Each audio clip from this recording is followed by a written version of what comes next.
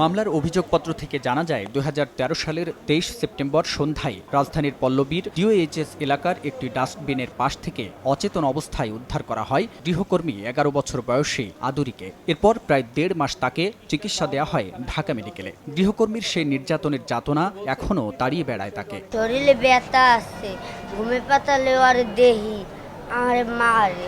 রায় ঘোষণার পূর্ব নির্ধারিত সময় অনুযায়ী সকালে সপরিবারে আদালতে আসে আদুরী। রায়ে গৃহকর্ত্রী নওরিন জাহানকে যাবজ্জীবন কারাদণ্ড ও ১ লক্ষ টাকা জরিমানা করেন আদালত। আর অপর আসামি নদীর মাকে খালাস দেয়া হয়। এ রায়ে সন্তোষ প্রকাশ করে পেছনের সবকিছু ভুলে নতুন জীবনের স্বপ্নের কথা জানায় আদুরী। ইস্তারি দিয়ে মারছে আর শরীরে জিব্রা আগুন দিয়েছে, জিব্রা পুড়িয়ে গেছে আমার জিব্রা।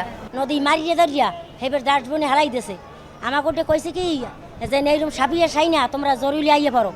হে কইছে বার আমরা আইসে আইয়ে কই দাদা কি খবর কি কয় তোমার আদুরি কাইল গো দোকানে কই হারান গেছ। এ রায়ে সন্তোষ প্রকাশ করে ন্যায় বিচার প্রতিষ্ঠিত হয়েছে বলে জানান রাষ্ট্রপক্ষের আইনজীবী। নওরিন জাহানের যাবজ্জীবন কারাদণ্ড হয়েছে এবং ১ লক্ষ টাকা ক্ষতিপূরণ দিয়েছেন আদালত। আর ২ নম্বর আসামিকে খালাস দিয়েছেন। অন্যদিকে রায়ে ক্ষুব্ধ হয়ে উচ্চ আদালতের দ্বারস্থ হবেন বলে জানিয়েছেন আসামি পক্ষের আইনজীবী। একজন সাক্ষীও আমি বলতে পারবো যে এই মামলাটি সঠিকভাবে প্রমাণ করতে পারে নাই এবং প্রসিকিউশনও ব্যর্থ হয়েছে। আমি ক্ষুব্ধ হয়েছি, বিস্মিত হয়েছি।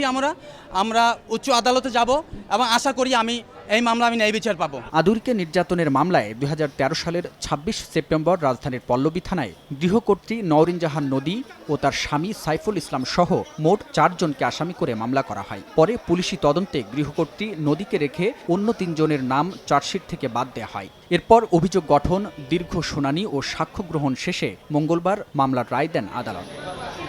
হাবিবুল ইসলাম হাবিব, সময় সংবাদ, ঢাকা।